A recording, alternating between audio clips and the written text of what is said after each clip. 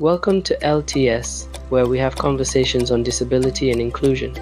I aim to indulge your curiosity on the lives of persons with disabilities, their experiences, culture, and how to include them in society based on a Kenyan perspective and generally in Africa.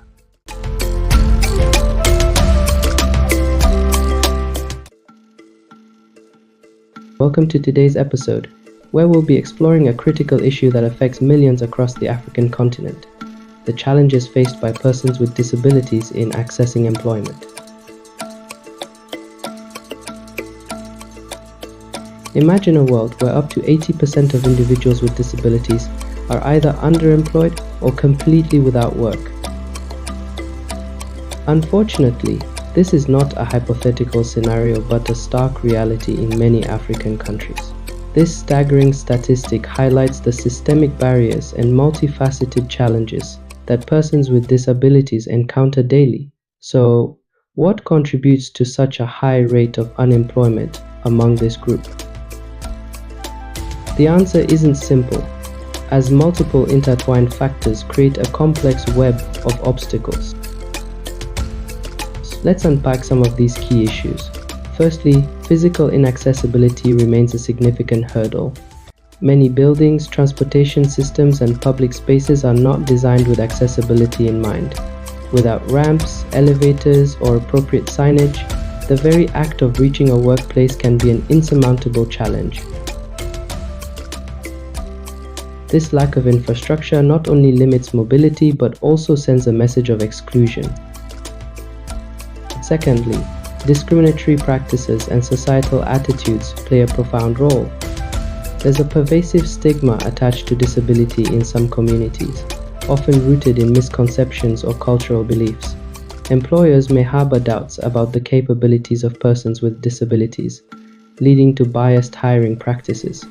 As Nelson Mandela once said, "Education is the most powerful weapon which you can use to change the world." Yet, when individuals are denied opportunities based on prejudice, society as a whole misses out on the contributions they could make. Speaking of education, the lack of inclusive education and vocational training is another critical factor. Many educational institutions are not equipped to support students with disabilities, whether due to inaccessible facilities or a lack of specialized teaching staff. This educational gap means that many individuals do not acquire the skills needed for gainful employment. Without training, even the most motivated individuals find themselves at a disadvantage. While some countries have laws intended to protect the rights of persons with disabilities, implementation often falls short. Policies may exist on paper but lack the necessary support, resources, or political will to be effective. This disconnect between legislation and reality further entrenches inequality. In Kenya, for instance, there's a robust legal framework aimed at supporting persons with disabilities. The Persons with Disabilities Act was established to promote their rights and access to services.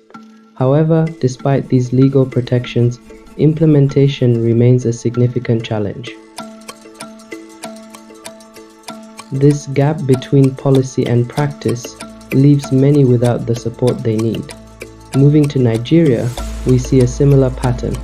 Despite being Africa's largest economy, Nigeria has a high unemployment rate among persons with disabilities. Cultural biases and a lack of institutional support exacerbate the situation. Families may hide relatives with disabilities due to stigma, further limiting their opportunities for education and employment.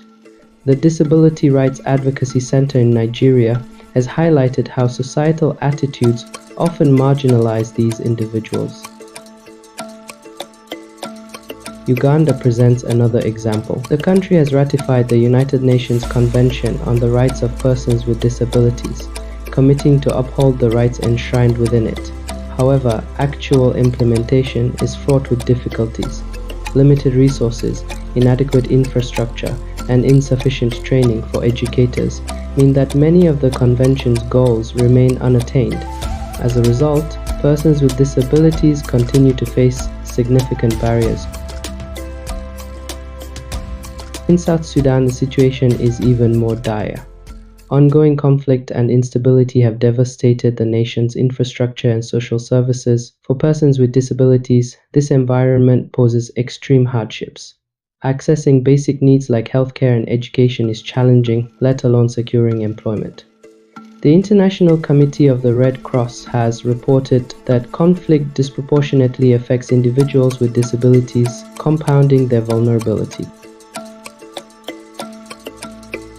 The dominance of the informal sector in many African job markets adds another layer of complexity. In countries where formal employment opportunities are limited, the informal sector becomes the primary source of income for many.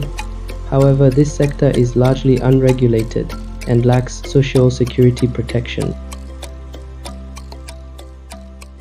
For persons with disabilities, navigating the informal job market can be particularly challenging due to physical demands, lack of accommodations, and the absence of legal protections against discrimination. Moreover, high overall unemployment rates in many African countries mean stiff competition for available jobs. When unemployment is widespread, persons with disabilities often find themselves at the back of the line. Systemic issues like corruption can further marginalize them. Shifting societal mindsets is a crucial starting point.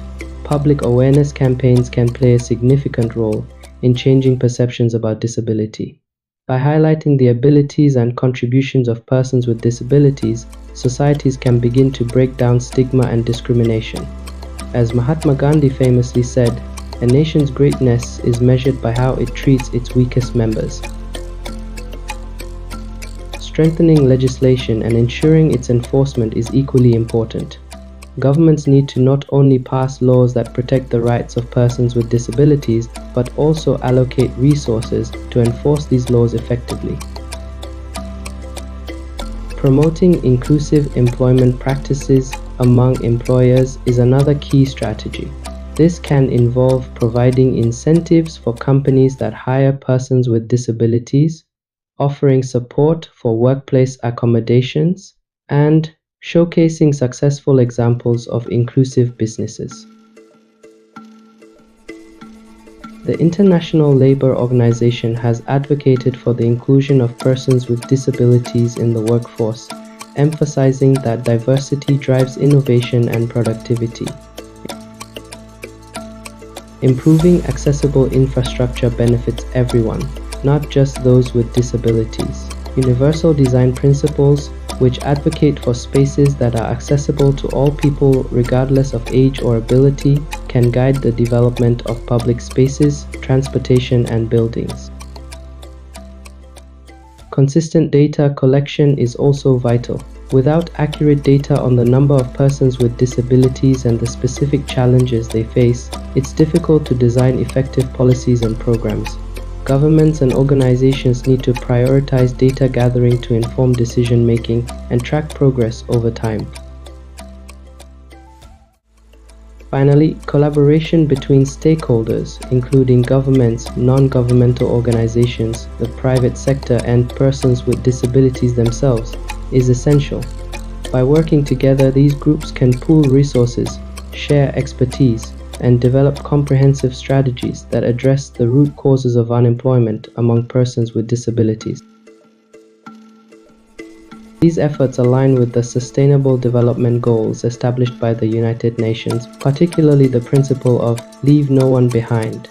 Goal 8 focuses on promoting sustained, inclusive, and sustainable economic growth, full and productive employment, and decent work for all. By integrating the needs of persons with disabilities into national development plans, countries can move closer to achieving these global objectives. In conclusion, while the challenges are significant, they are not insurmountable. By acknowledging the barriers that exist and committing to actionable solutions, African nations can create more inclusive societies. This not only benefits persons with disabilities, but enriches communities by embracing the diverse talents and perspectives that all individuals have to offer. Thank you for joining me in this important discussion. It's imperative that we continue to raise awareness and advocate for change. Together, we can contribute to a future where everyone has the opportunity to participate fully in society and the economy. Until next time, stay informed and engaged.